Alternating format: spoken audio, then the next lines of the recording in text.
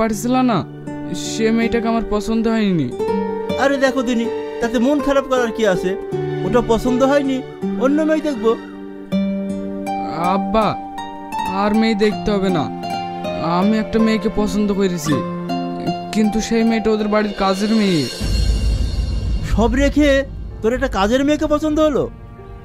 আব্বা, ওই জন্য তোমাকে আমি কিছু বলতে পারছি না। ওকে ছাড়া আমি বাঁচবো না আব্বা। প্রথম দেখাতেই ওকে আমি অনেক ভালোবেসে ফেলেছি। পাগল ছেলে কোথাকার। আচ্ছা ঠিক আছে, তুই আমার একমাত্র ছেলে, তোর কথা কোনোদিন আমি অমান্য করেছি?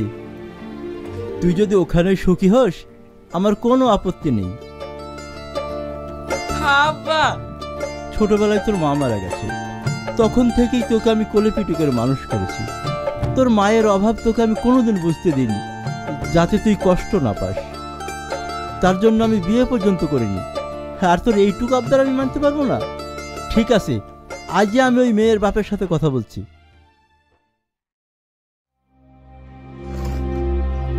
বড় মেয়ের বিয়েটা তো দিয়ে দিলা চাকরিওয়ালা ছেলের সাথে, ছোট মেয়ের কথা কিছু ভাবো।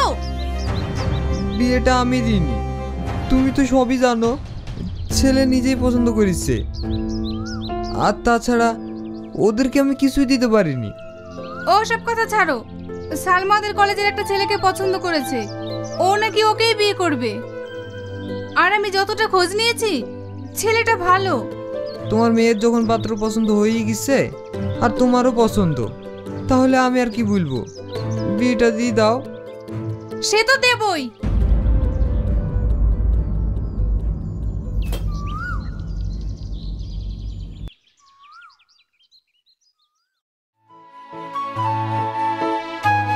আব্বা, আপনার চা।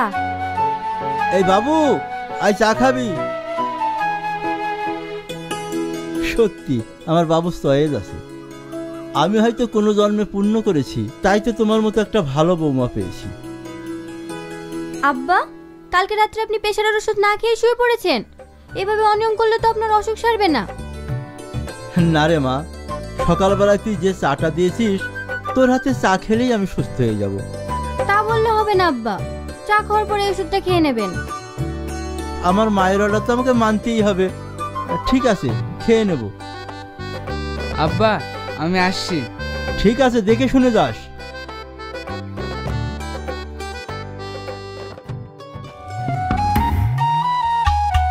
এই করিম, হ্যাঁ বলেন। ওইদিকে রান্না বান্না কতদূর হলো? রান্না প্রায় হয়েই এসছে। মানুষজন এক্ষুনি ঢুকে পড়বে, তাড়াতাড়ি কর। ওগো, তুমি এবার কোথায় যাচ্ছ? তোমাকে হয়তো জানায়নি, আমি ফোন করি বড় বুড়ি দেখে আসতে বলেছি। কই এখনো তো আসলো না, তাই বাইরের দিকে দেখতে যাচ্ছি। সে তো আমি জানতাম বলবে। ওই তো ওরা চলে এসছে।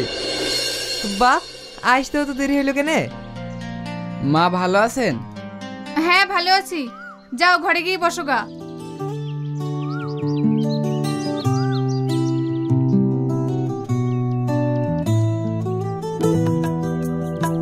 আসেন আসেন, আপনার এখানে বসেন।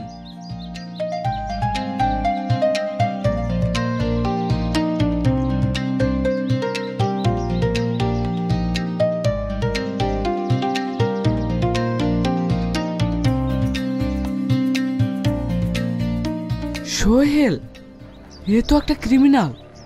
ক্রিমিনালের সাথে সালমার বিয়ে হচ্ছে। না না, আমি থাকতে এটা কোনোদিনই হতে দেবো না।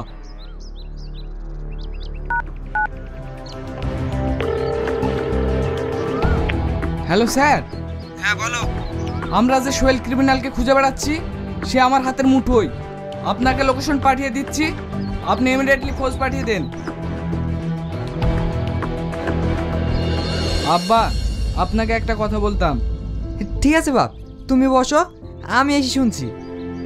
আব্বা শোনেন তো।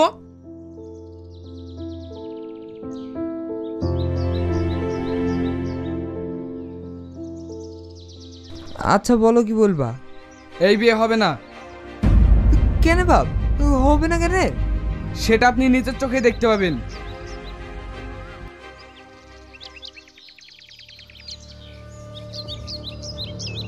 You are under arrest. আমি আবার কি করলাম যে আমাকে অ্যারেস্ট করতে এসেছেন? এটা থানায় গেলেই বুঝতে পারবি। আমাদের বাড়িতে পুলিশ কেনে? কি হয়েছে? কি হবে? তোমার পছন্দের গুণধর জামাইকে ধরতে এসছে। মা, আপনি শান্ত হন, আমি সব বলছি।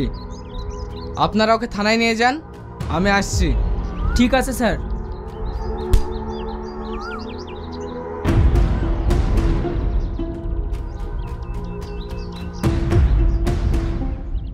মা, ও একটা ক্রিমিনাল, পুলিশ ওকে তন্ন তন্ন করে খুঁজে বেড়াচ্ছে। কিন্তু ও খুব চালাক, গা ঢাকা দিয়ে আর কতদিন থাকবে বলেন? এই দেখেন তার প্রমাণ, ওকে ধরার জন্য অরেঞ্জ সার্টিফিকেট দিয়ে দিয়েছে। তাহলে একটা ক্রিমিনালের সাথে আমার সালমার বিয়ে হচ্ছিল।